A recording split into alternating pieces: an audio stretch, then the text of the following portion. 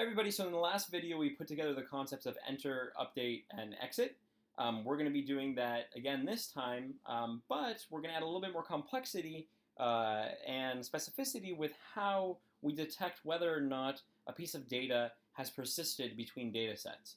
The way we've sort of defaulted to understanding that is when you just do .data dataset and that's it, then it defaults to sort of a alignment between prior data sets to new data sets. So when we first rendered using this data set, we created 7 circles onto the page, and when we moved on and then rendered, did the selection again and joined the 7 circles with the data set, it assigned this new 2 value to whichever first circle was created.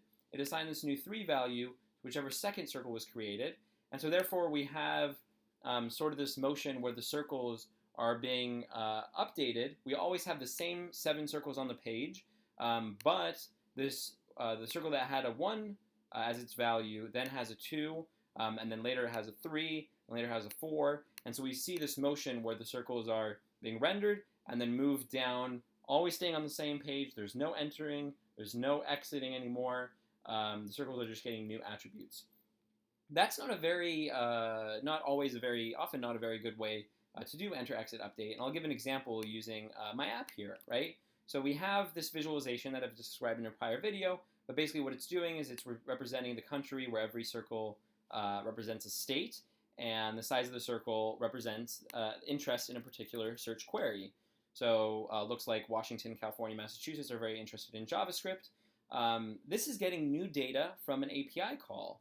And the API call can be the result of that API call. Data could be in any format. I mean, it's in a consistent format, but we don't always know that it'll be Alabama, Alaska, Arizona, Arkansas, California, Colorado, Connecticut in that order. It might be the case that Alabama is not first, California is first the next time, or Kansas is first the next time. So not only in a different order, but it also might be that some of these search terms won't appear at all, right? So if we were to search, for example, cheerwine, we saw some of these circles disappear. So that data set didn't include some circles were not included in the data set. So how is that captured from data set to data set? And the answer is what I'm just about to describe, and that's an additional argument to .data. And that tells you how to differentiate, to determine data that persists between data sets. So I'm going to go ahead and paste here an example of how we could redo this data set to have a unique identifier. So rather than just a single number associated with each piece of data, we're going to give it an entire object where the value, the number that we intend to use to define the attributes of the circle is stored in a value key. And then the unique identifier for the circle is stored in an ID key. Cool. So when we do this, basically the action that we'll be looking for is when this 1 disappears, it's popped from the left. Because remember, the way this actually is rendered the way we're actually handling the modifications is we're shifting and pushing. So we're removing the 1 and we're adding an 8. Then we're removing the 2 and we're adding a 9.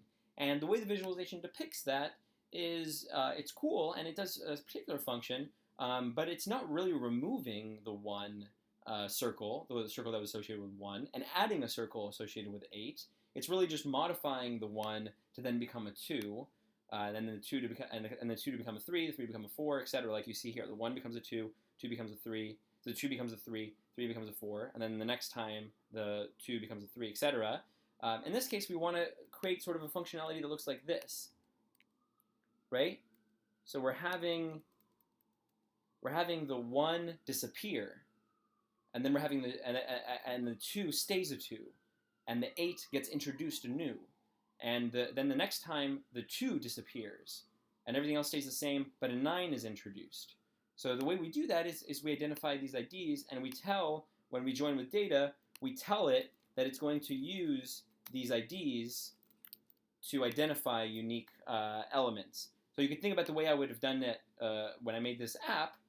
There was a unique ID associated with North Carolina, and if a new call had the data set that resulted from a new call had that ID in any order, then we know that that is that same circle that we saw previously, and we can update North Carolina accordingly. So let's go ahead and apply that to each of these .data. There's a third one. Great. And then now we have to make modifications because our data is no longer in the same format. Previously, it was just a bunch of numbers. Now we're going to make it, we're making it an object. So we can't do an object times 5. We have to do a number times 5. So we have to do d.value here. So I'm going to go ahead and add that for each of these, .value.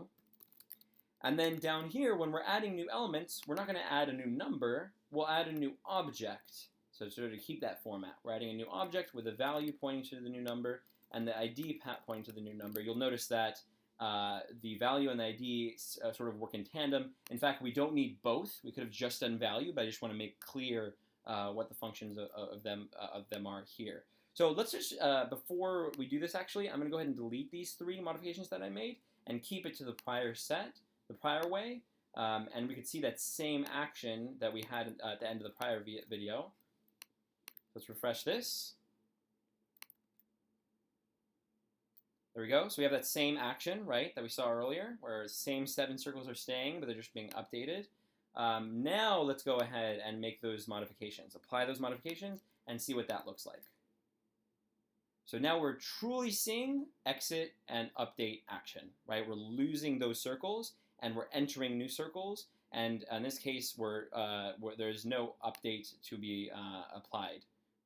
So because we're not changing the data associated with those elements that stay there. Great. Hope that makes sense and helps.